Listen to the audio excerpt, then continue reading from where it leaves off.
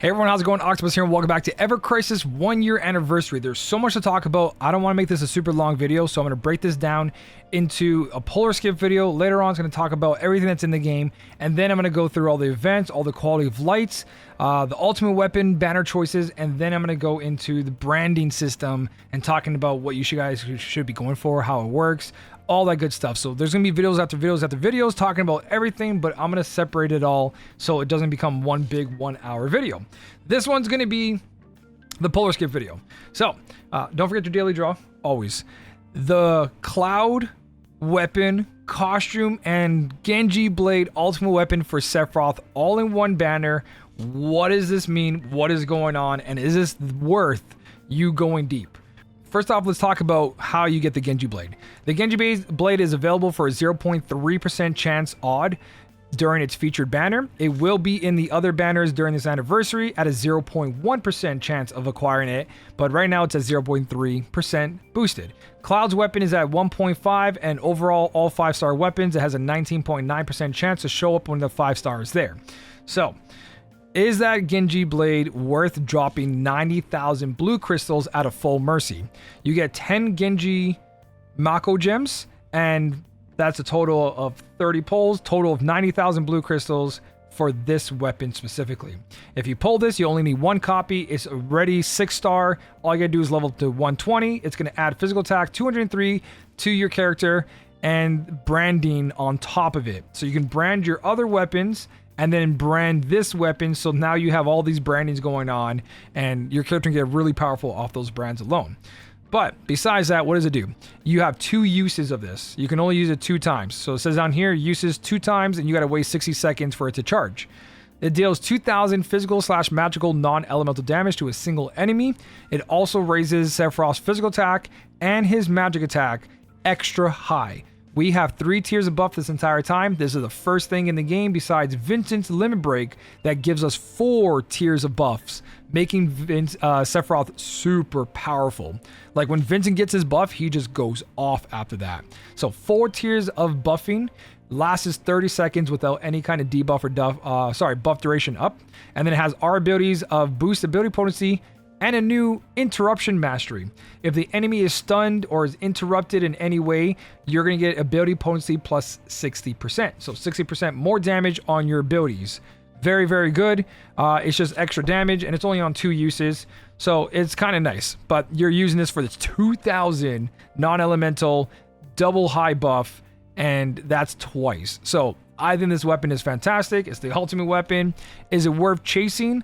I'm going to say ultimate weapons are going to make a big difference when all 3 characters have a very specific one attached to them, especially because the extra branding on top of it and free stats. So yeah, it is kind of worth, and that's why if this is only available, if Mako gems for the Genji blade, you see how they put this in brackets, mean there's going to be different types of Mako gems. If this is the only banner to get this, and you have to mercy it, you're going to be putting 90,000 gems into this banner to pull for Cloud's costume, Obi-10 his weapon, and grabbing this blade. If the next banner has another ultimate weapon on it, and it has its own Mako gems on there, you now have a chance to get this weapon plus that one at a feature rate and a different set of Mako gems. But if the next banner has Mako gems and the one after that, then you guys can grab Cloud's costume off this one, costume off the next one, costume off the next one, so on and so on. And we already know that there's going to be 4 different costumes. There's concept art out there. There's wallpaper in-game that's not animated. I have a whole topic about this. But yeah, you can see Tifa, Aerith, Cloud, and Yuffie. They all have costumes and weapons coming out for this anniversary. And most likely more ultimate weapons as well. So my main advice when it goes for pulling all of this, especially if you're going to try to put 90,000 into one banner if you have terrible luck, is wait to see what they all are. Don't pull right away unless Cloud and Sephiroth are your mains, then go all in. It's a very powerful banner, and I'm going to explain why. So besides Genji blade being that first ultimate weapon, super strong, we're going to talk about Cloud now, and is he worth it? So Cloud comes with 2 things. Costume is a boost attack all allies, and just like our abilities, it does both physical and magical plus 5% and a bonus 10. Wow. This is going to give you really strong limit breaks, summons, because they benefit from both your stats. So that right there is really good. And then on top of it, he doesn't have like a mastery or arcanum. He only has his 10% to his max ability, only when the attack stance is full, and then plus 5%. When I first saw this, I was like, I don't know, that doesn't seem that great. But then when I pieced it all together, it's actually fantastic. Let's just say that you guys are averaging, and most people are, 6,000 to 7,000. Let's say you have 7,000 attack on Cloud naturally, without this bonus yet. Now you apply this bonus, 5% from this R ability, 5% from this one. You're giving Cloud 10%. Plus his weapon is an extra 25% if you main hand it. So if we main hand it and we wear Cloud's costume, plus he's non-elemental, we're going to times this by 1.35, which is 35% increase. Cloud goes from 7,000 attack to 9,450 for just wearing the costume and OB10 weapon on the main hand, making that a huge DPS increase. And not including that his weapon plus this R ability here is going to boost the entire party physical attack and some of their magic attack, making the overall damage of your team stupid strong. So even though this looks very lackluster, the overall effect of this costume and weapon put together becomes very powerful, and he becomes that stat stick. He's a non-elemental, which means he can be put into any physical team. So you have your main character over there doing their element, and he's supporting making that character stronger while adding DPS to that fight. And he also has a couple utility things where he lowers defense and stuff like that. So he can become that support, stat stick, DPS, or main DPS all in this one combination. And it's why I think it's actually a really good idea to go for it if you want to run that kind of style. Now, when it comes to his actual weapon, does he do damage? He does. This is the first weapon to hit almost 700 natural stats, 698. It's got a potency of 800%, non-elemental critical damage AoE weapon. That is the biggest AoE weapon we have in the game. It's non-elemental, so again, you're dealing with those crits and trying to hit, but it's still going to do some really good damage. Because it has a bonus, if you have 50% or more HP, you're guaranteed 40,000 damage as long as the enemy doesn't have that buff. That's like kind of a permanent buff that resists physical damage. If that's there, then you're going to see this number lower, but for the most part, everyone's been testing this. You're just doing flat 40,000 on everything, and people are just going off and passing everything at the moment that they couldn't have before. So Cloud being a stat stick, helping your other DPS, plus doing a guaranteed 40,000, not including his 800% crit chance weapon, making this thing very unique. Will the 40,000 eventually drop off? More and more weapons come out. We have the nail bat at 1600 potency. We have the Zidane sword at 1300 potency. If you run the Bahamut greatsword and Zidane sword together, this is going to be a powerhouse stat sticker, making everything, the overall damage, very strong. If you don't have the Zidane sword and you're sticking to the 800% plus the 40,000 and doing this big boost of physical attack up, so his like attack goes up to 9,000, he's going to do tons of damage. Will it outlive everything else for a while? Kind of, but eventually, again, this doesn't scale. So because this number is smaller than most of the non-physical weapons we get, it is going to show eventually. As of now, no. And because he benefits the party so much by giving them a 25% increase, right? Your other character who has 7,000 is going to get 25 plus the 5%. They're going to get 30% increase. They're going to go to 9,000 attack. So because of that, the overall effect of his set is what makes this so strong. And then he gets an extra 40,000 on top of it. AoE, mind you, again. So that's not it. There's one more key thing here. I just want to talk about the damage first.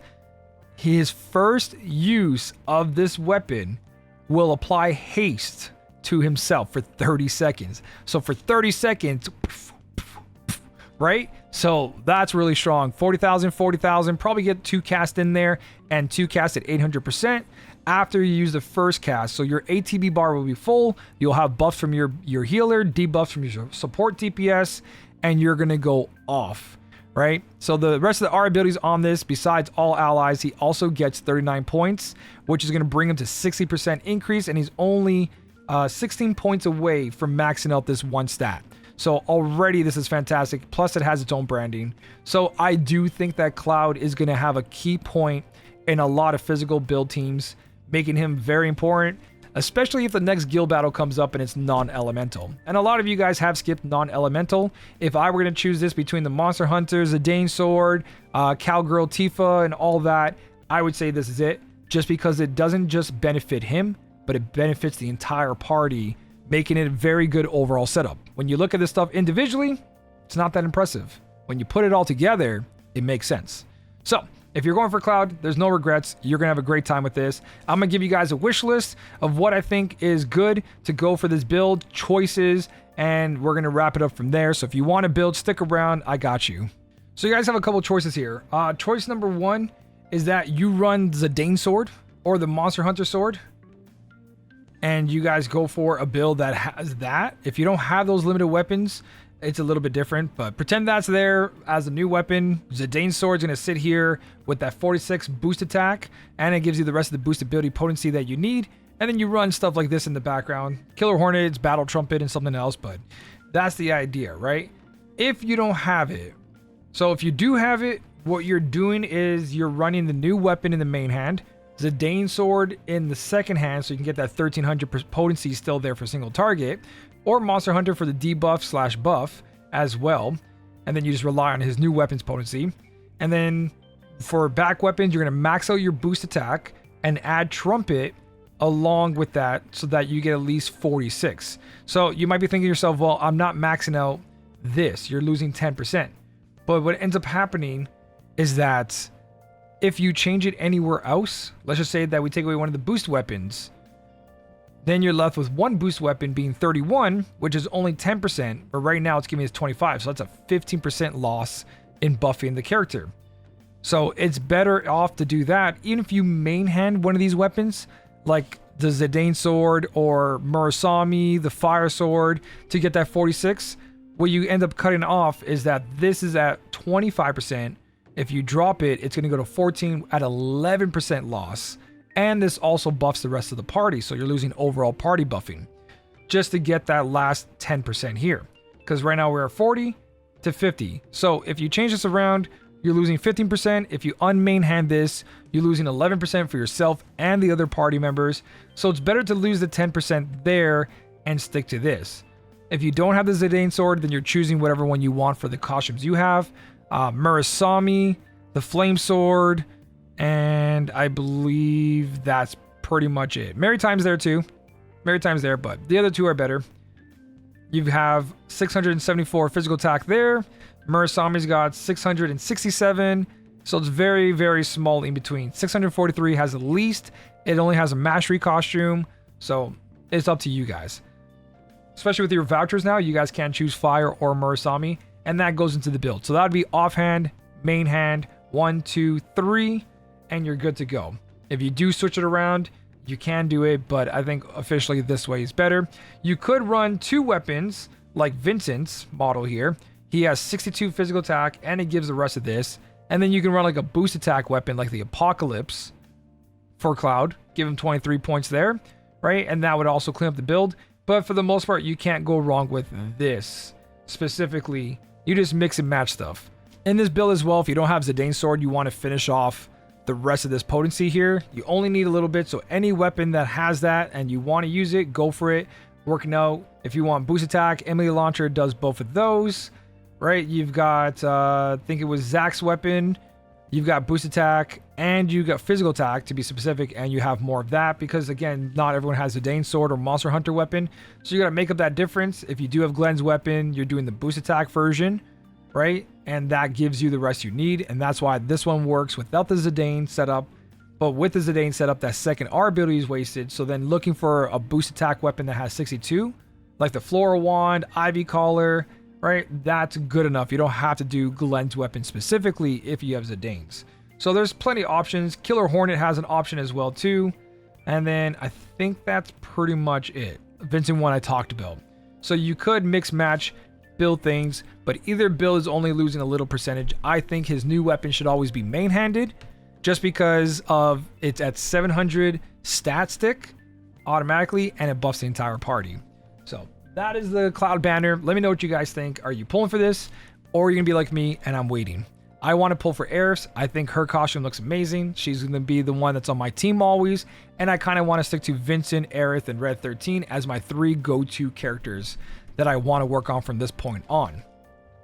Let me know what you're going for. Let me know what you think of the banner, the overall setup.